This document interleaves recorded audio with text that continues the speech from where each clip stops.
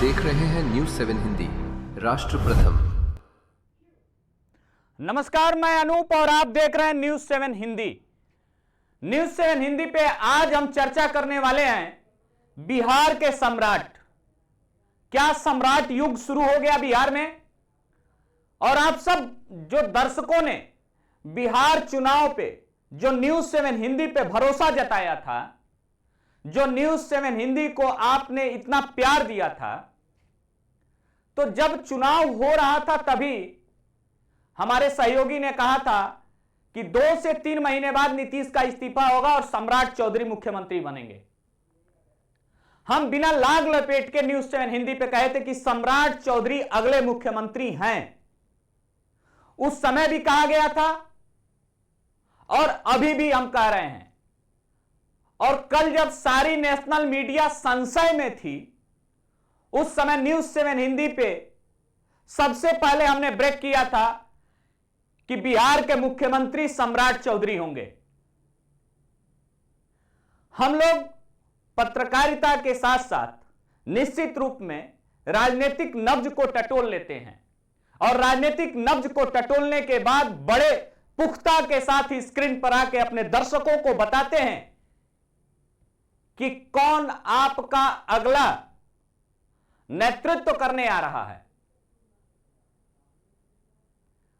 और बड़े जिम्मेदारी के साथ हम कह रहे हैं कि हमने ही कहा था, न्यूज़ 7 हिंदी के स्क्रीन पे कहा था कि अगले मुख्यमंत्री बिहार के सम्राट चौधरी होंगे। जब नेशनल मीडिया चला रही थी कि केंद्र में अभी दिल्ली गए हैं सम्राट, अभी नितिन नवीन पटना आए हैं, उस समय भी हमने कहा था कि सम्राट चौधरी ही मुख्यमंत्री होंगे। आज इस पे चर्चा के लिए हमारे साथ भारतीय जनता पार्टी के वरिष्ठ नेता, किसान मोर्चा के उपाध्यक्ष, प्रदेश उपाध्यक्ष और बिहार के चुनाव में कई दौरा कर चुके, कैंपेन के लिए गए थे विवेक भाई, विवेक श्रीवास्तव हमारे साथ जुड़ रहे हैं। और हमारे साथ आज वरिष्ठ सहयोगी और कई सारे नेशनल मीडिया में नेतृत्व कर चुके और लगभग मान के चलिए हिंदुस्तान के सारे प्रदेशों में कवरेज के माध्यम से वो जा चुके हैं कवरेज के लिए, और लगभग उन्हें पता है कि राजनीतिक गुणागणित क्या होता है। हम भी उनके नेतृत्व में कहीं ना कहीं काम कर चुके हैं और हर दिन कुछ ना कुछ उनसे सीखते रहते हैं। वरिष्ठ पत्रकार संजय राजन जी भी हमारे साथ जुड़ गए हैं और हमारे एक और वरिष्ठ साथी पत्रकार अनुराग त्रिपाठी भी कुछ देर में जुड़ जाएंगे, मगर वो हमारे पैनल में हैं।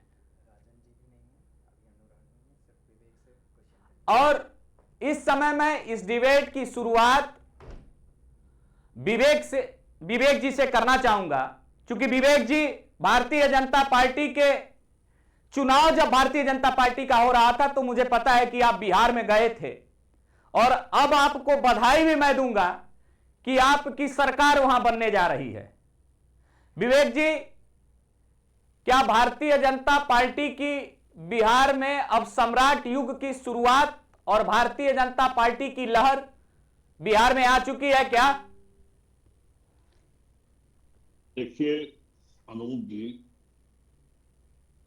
जिस जंगल राज के मुहाने पे बिहार खड़ा था,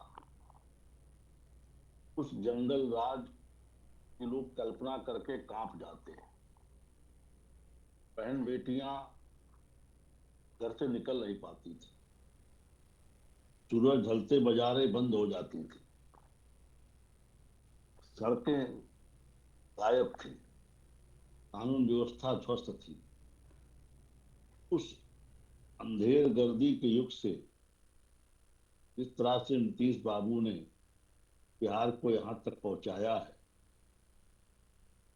तो एक इस तरीके से कहा जाए कि नीतीश जी का एक युग रहा, एक लंबा कार्यकाल रहा। आगे भी नीतीश बाबू के पच्चनों पे बिहार को विकास की तरफ, कानून व्यवस्था के मोर्चे पे और मजबूती से आगे लेकर के बढ़ने का काम सम्राट चौधरी जी द्वारा किया जाएगा। वो आने वाले समय में शासन व्यवस्था पे, बिहार की जनता पे क्या छाप छोड़ते हैं, इससे उनके युग का नामकरण होगा और लोग उसका मूल्यांकन करेंगे। आज सत्ता संभाल चुके हैं, मंत्री पद की शपथ ले चुके हैं। विवेक जी, मैं चाहूंगा पीसीआर कनेक्ट करे प्लीज, पीसीआर डिस्टर्ब ना करे डिबेट को। विवेक जी, क्या आप मानते हैं कि जंगल राज नीतीश जी में भी था? अभी आपने जंगल राज का जिक्र किया। हमने जंगल राज का जिक्र किया लालू यादव पे जी।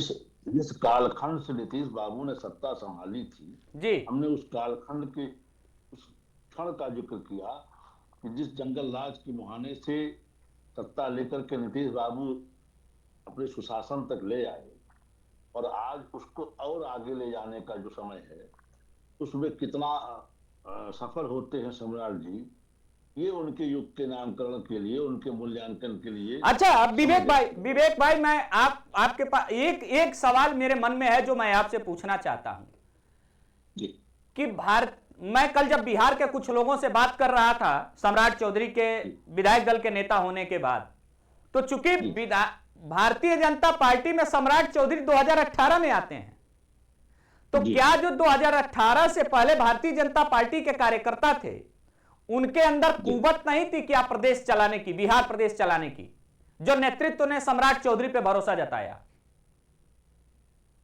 देखिए, होता क्या है कि ये जो गठबंधन की सरकारें होती,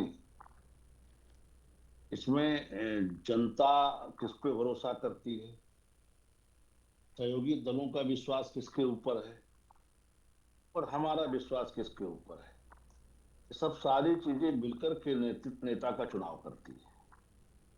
तो जिसके पाले में अधिकतम लोग शामिल होते उसी का चयन होता है। बात भारतीय जनता पार्टी के योग्य कार्यकर्ताओं की नहीं, भारतीय जनता पार्टी के पास एक से एक योग्य कार्यकर्ता है जी, लेकिन सामाजिक स्वीकार्यता या अन्य दलों में स्वीकार्यता किसकी ज्यादा अच्छी है ये देखा जाता है। चलिए मैं सेकेंड राउंड में आपके पास आऊंगा। फोन लाइन पे हमारे सीनियर और वरिष्ठ पत्रकार संजय राजन जी जुड़ गए हैं। संजय सर, बहुत बहुत स्वागत है आपका इस पैनल में। मेरी आवाज आपको मिल रही है? जी जी, शुक्रिया।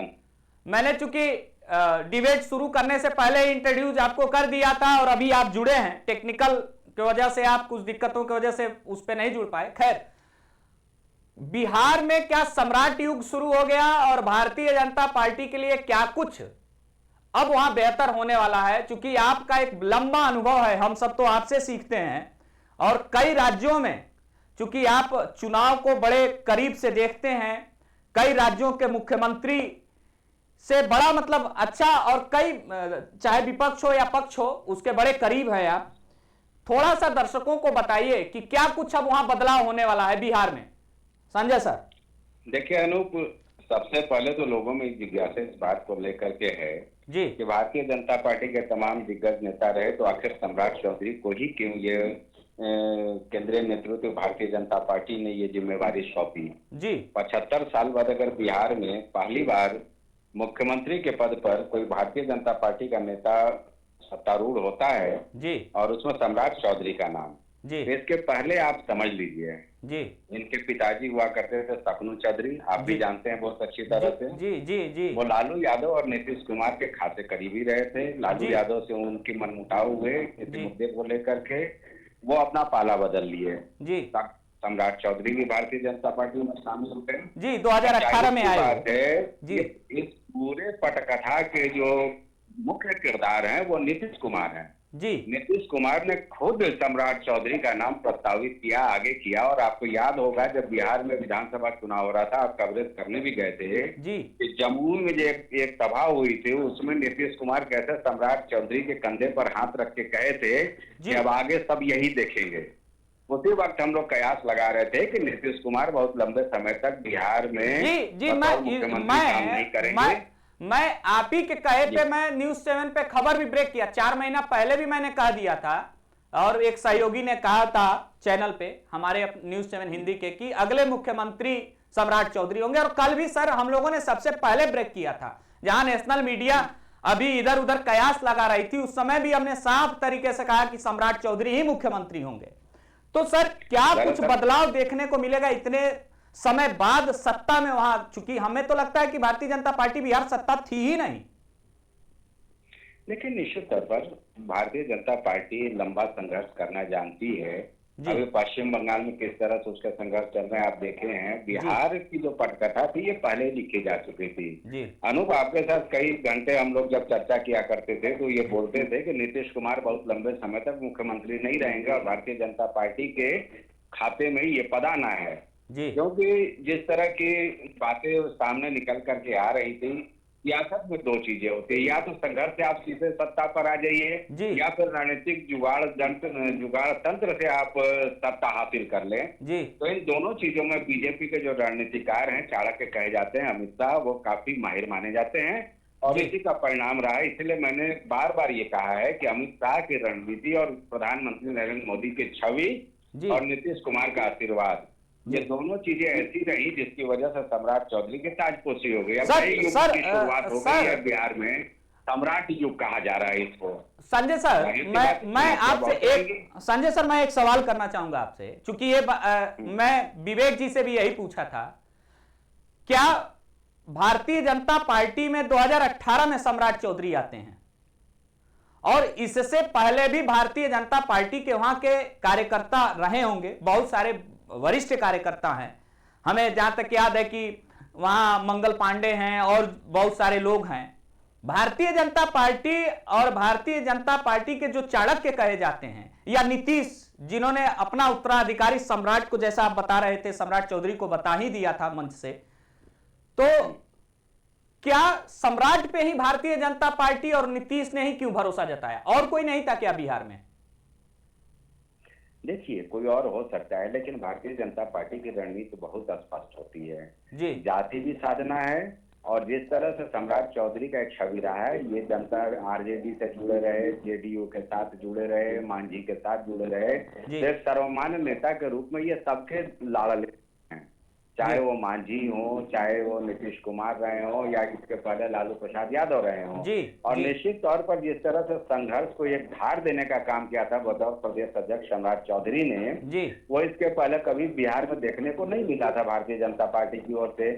और चूंकि भारतीय जनता पार्टी बड़ी दूरगामी रणनीति पर चलती है, ये आज की बात नहीं होती है, और बिहार पर चूंकि अब एक बार सत्ता पर काबिज हो गई है, हालांकि एनडीए की सरकार कहेंगे, लेकिन मुख्यमंत्री पहली बार भारतीय जनता पार्टी का हो रहा है, तो अब वो चाहेगी कि बिहार में कहीं ना कहीं भारतीय जनता पार्टी अपने दम पर भी सरकार बनाए। ये इतिहास भी रहा है भारतीय जनता पार्टी का कि पहले गठबंधन के साथ चलो, फिर धीरे धीरे जैसे महाराष्ट्र, फिर धीरे धीरे अपना कब्जा करो, राज्यों में भी देखने को मिला। जी मैं आऊंगा सर, आपके पास आऊंगा, मैं विवेक जी के पास जाऊंगा। विवेक जी, क्या बुलडोजर युग की शुरुआत फिर बिहार में अब शुरू हो गई क्या?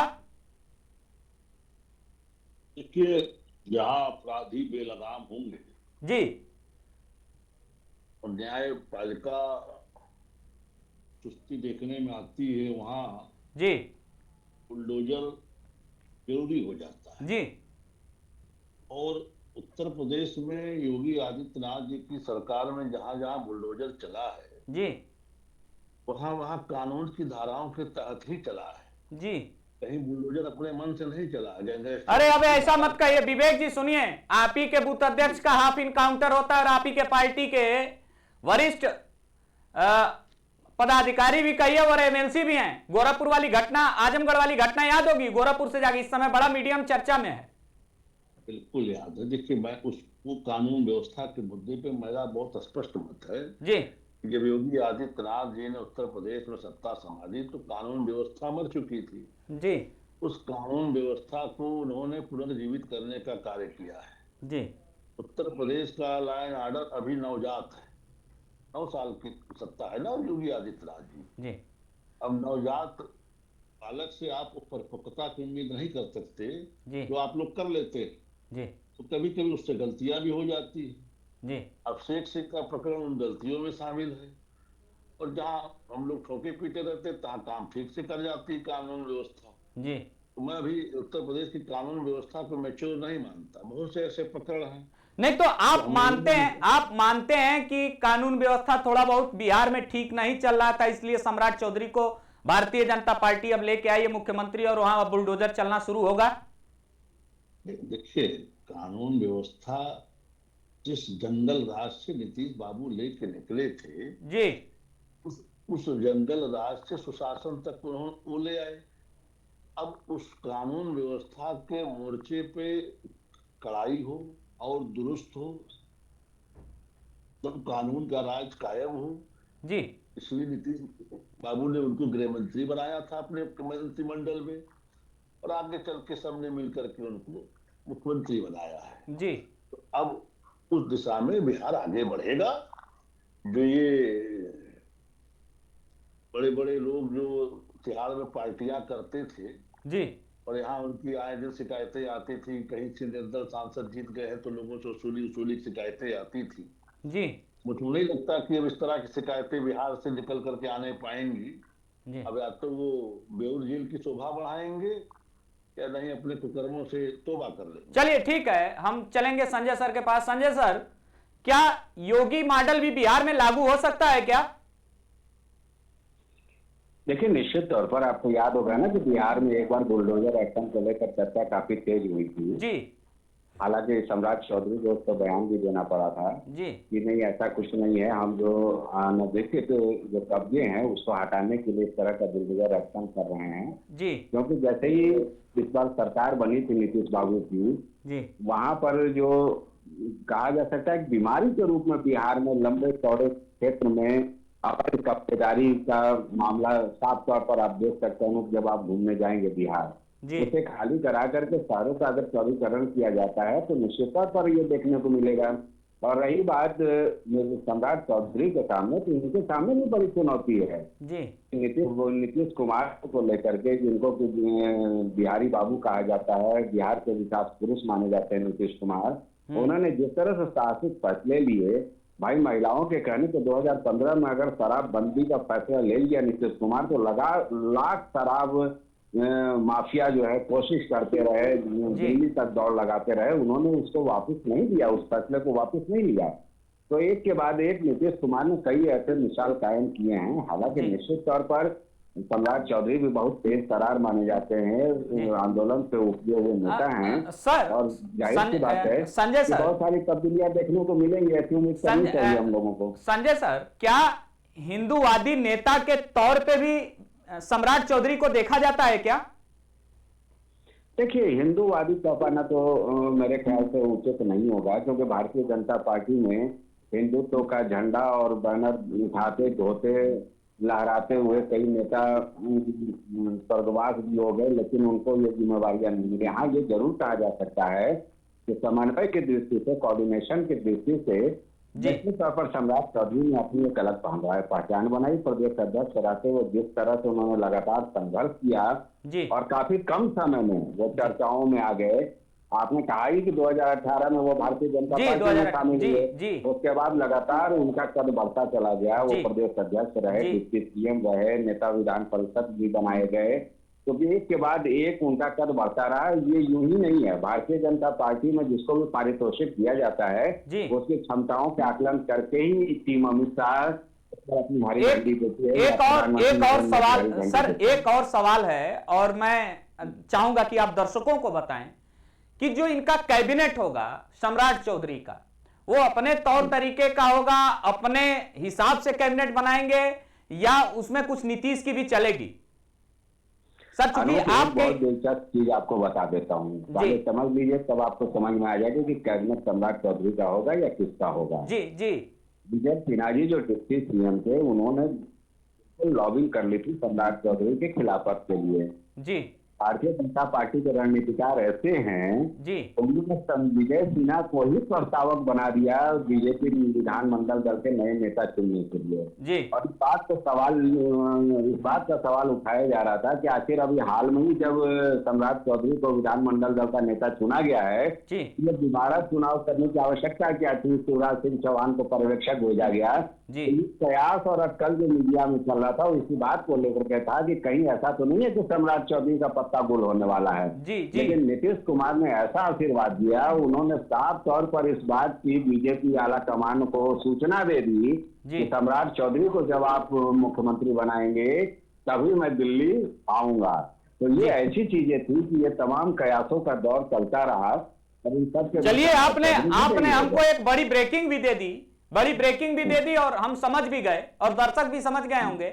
आखिरी राउंड में विवेक भाई के पास जाऊंगा। विवेक जी, वहां एक नेता हैं और आप बड़े बखूबी तरीके से जानते होंगे, सम्राट चौधरी के मुख्यमंत्री बनने के बाद उन्होंने एक कहा कि आपराधिक छवि व्यक्ति को इन्होंने मुख्यमंत्री बना दिया, पीके ने। मैं चाहूंगा कि शॉर्ट्स में आखिरी राउंड है, आप बताएं दर्शकों को कि इस जो आपराधिक छवि, जैसे इस चीज को कुछ लोगों ने कहा कि लालू के क्लास, मतलब लालू के वहां से ये वहां के विद्यार्थी हैं, लालू यादव के विद्यार्थी हैं। वहीं पीके कह रहे हैं कि अपराध, कई सारे मुकदमे हैं इनके ऊपर, आपराधिक मुकदमे हैं, और भारतीय जनता पार्टी ने इनके पे भरोसा जताया है। तो मैं चाहूंगा कि इस आखिरी राउंड में दर्शकों को बताइए कि क्या मुख्यमंत्री जो हैं आप जिनको बनाया गया है भारतीय जनता पार्टी द्वारा, क्या ये अपराधी प्रवृत्ति के हैं? पीके ने ये कहा है और विपक्ष के लोगों ने कहा है कि लालू यादव, इसको कल ट्वीट भी किया था कि तेजस्वी ने, कि हमारे पिताजी के विद्यार्थी रहे हैं सम्राट चौधरी, बधाई।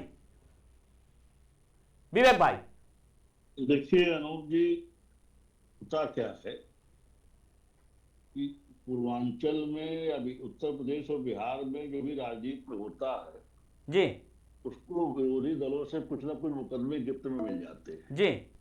आपको याद होगा कि योगी आदित्यनाथ जी तो एक साधारण जीवन था, उनका एक मठ के महंत थे जी, उनके ऊपर भी विपक्षी लोगों ने मुकदमे लादने में कोई गुरेज नहीं किया जी। तो आप अंदाजा लगा सकते हैं कि राजनीतिक लोगों के ऊपर मुकदमे किस तरह से विरोधी पार्टियां लादती हैं जी। का एक लंबा राजनीतिक जीवन है सम्राट जी का। वो एक पूर्व मंत्री के बेटे हैं जी, ठीक है, वो 2 बार राजनीति से भी विधायक रहे। तेजस्वी जी कहते हैं कि हमारे ही पिता के विश्वविद्यालय से निकले हैं, ये उनका मत है, लेकिन लोहे को लोहा ही काटता है जी। ऐसे अपराधियों को ठीक करने का काम वही कर सकता है जो उन अपराधियों के बारे में जो ठीक से जानता हो जी। पीके बार बार जनता के बाद जाते हैं। तो मतलब आप क्या कहना चाहते हैं, अपराधी को अपराधी ठीक करेगा? मेरी बात नहीं समझिएगा जी। जो उन लोगों के बारे में ठीक से जानता हो जी। 2 बार उन्होंने कहा ना कि हमारे यहाँ से विधायक रहे, जी कह रहे हैं तेजस्वी जी जी। तो उनकी कार्य संस्कृति को, उनकी कार्यशैली को ढंग से जानने वाला ही तो उनपे नकेल लगाएगा। जी जी। और जिस तरह से पीके जी कह रहे हैं, पीके को तो बार बार जनता ने रिजेक्ट कर दिया जी। पीके आपके भी सहयोगी थे, आपके भी रणनीतिकार थे, आपके पार्टी के। वो तो पीके को कोई भी फेवरेट करता, पीके उसके लिए काम करते जी। पीके तो राजनीति के कह लीजिए कि पेशेवर हैं, उनको पैसा दीजिए, आपका काम करेंगे, सबके लिए काम कर चुके हैं। तो देखिए, अब मेन स्ट्रीम में राजनीति करना और पर्दे के पीछे राजनीति में ही अंतर होता है। जब आप मेन स्ट्रीम में राजनीति करने आते हैं तो जनता आपकी एक एक चीज का मूल्यांकन करती है। उस मूल्यांकन में पीके जी पूरी तरह फेल रहे जी। कहीं से उनकी बोहनी नहीं हुई। आज जिस तरह के आरोप प्रत्यारोप लगा रहे हैं, इसके पहले भी चुनाव में जिस तरह से सम्राट चौधरी जी को टारगेट करते रहे जी, सारी उनकी टारगेट के बाद जनता ने उनको चुना जी। और आज कहने में कोई गुरेज नहीं कि सम्राट चौधरी जी भारतीय जनता पार्टी के साथ साथ सहयोगी दलों की भी पहली पसंद है जी। और जब वो सबकी सहमति से, सबकी पसंद से आज वो प्रदेश के मुख्यमंत्री है तो उनके ऊपर ठीक है विवेक भाई, विवेक शासन को आगे ले जाए, ठीक है, और अपने कार्यकाल की एक छाप बिहार की शासन सत्ता पे। चलिए, आपको भी आखिरी सम्राट बाबू के सम्राट युग के नाम से जी आगे उनके कार्यकलाप पे तय होगा जी। लेकिन यह है कि नीतीश बाबू की छाप अभी भी शासन पे आगे रहे। चलिए, बिहार में आपकी जोरदार वापसी हुई है, इसके लिए आपको बधाई, सम्राट चौधरी टीम को भी बधाई। अब मैं संजय सर के पास जाना चाहूंगा आखिरी राउंड में। संजय सर, क्या लगता है, क्या दशा दिशा अब होने वाला है भारतीय जनता पार्टी का? चूंकि वहां भारतीय जनता पार्टी की अब ये कही जाए कि सरकार बन चुकी है, और अब क्या सम्राट युग, मैं पहले भी कहा था, शुरू हो गया? चूंकि आपका एक लंबा अनुभव है इसलिए मैं बार बार आपके पास आ रहा हूं कि अब वहां क्या मॉडल होगा, क्या रूपरेखा होगा भारतीय जनता पार्टी में एनडीए सरकार की सम्राट चौधरी के नेतृत्व में? सर आखिरी राउंड में दर्शकों को बताएं। देखिए अनूप, एक बात तो तय है कि जो भारतीय जनता पार्टी का संकल्प पत्र था जी, उसको अब लागू करने की बहुत पुरजोर कोशिश होगी, क्योंकि प्रधानमंत्री नरेंद्र मोदी से लेकर अमित शाह तक तमाम लोगों ने बिहार की जनता से वादा किया है जी कि वहां से अब लोगों का पलायन नहीं होगा, विकास की समग्र गंगा वहां पर बहाएंगे जी। पहले पेच जो फंसा है, आप ये समझने की कोशिश कीजिए कि सिर्फ 2 डिप्टी सीएम और 1 मुख्यमंत्री का शपथ ग्रहण समारोह हुआ। आज कैबिनेट बैठक भी होनी थी, लेकिन कैबिनेट में सिर्फ 3 लोग हैं जी। क्या कुछ फैसला होता है ये तो सबके सामने हो जाएगा जी। लेकिन अभी पेच कई फंसे हुए हैं इसमें, और हमें लगता है कि अब इसमें केंद्रीय नेतृत्व, चाहे वो अमित भाई शाह हो या भारतीय जनता पार्टी के राष्ट्रीय अध्यक्ष नितिन नवीन, ये लोग आपस में बैठेंगे तब इस पेच को दूर करेंगे। माना तो ये जा रहा था कि नीतीश कुमार के बेटे निशांत जो है वो डिप्टी सीएम होंगे, उन्होंने तो इनकार कर दिया जी, उन्होंने तो मना कर दिया कि हम सरकार में जी। आज नीतीश कुमार शपथ ग्रहण समारोह में नजर आ गए तो मुझे थोड़ी तसल्ली हुई जी। लेकिन कुल मिलाकर का भी कई पेच फंसे हुए हैं। हालांकि काम बहुत तेजी से करना है, चाहे वो कानून व्यवस्था की बात कर ली जाए या विकास के मामले में निचले पायदान से बिहार की गणना होती है। बिहार के जो ब्रेन्स होते हैं वो दूसरे स्टेट या विदेशों में जा करके क्या कुछ नहीं हासिल कर रहे हैं, और बिहार में शिक्षा की क्या हालत है, चिकित्सा की क्या स्थिति है, ये तमाम चीजें अभी सोचने वाली है। इंफ्रास्ट्रक्चर को काफी अभी बल देने की आवश्यकता है जी। तो हमें लगता है कि सम्राट चौधरी निश्चित तौर पर इस क्षेत्र में एक समग्र विकास के साथ काम करने की कोशिश करेंगे, और ये जरूर जो विवेक भाई कह रहे थे कि नीतीश कुमार ही उनके आदर्श होंगे, इसमें कोई दो राय नहीं है, क्योंकि नीतीश कुमार ने पूरे विश्वास के साथ सम्राट चौधरी को अपना उत्तराधिकार सौंपा है। आप दोनों का सर बहुत बहुत धन्यवाद। जैसा कि विवेक भाई ने बहुत साफ तरीके से बताया कि अब वहां ये माना जाए कि सुशासन की सरकार होगी, सम्राट युग की शुरुआत हो चुकी है, और संजय सर ने भी बहुत साफ तरीके से बताया कि सम्राट चौधरी मुख्यमंत्री तो बन ही चुके हैं, अब ये मान के चलिए कि वहां भाजपा युग, सम्राट युग की शुरुआत हो चुकी है। बने रहे न्यूज़ 7 हिंदी के साथ। बहुत बहुत धन्यवाद।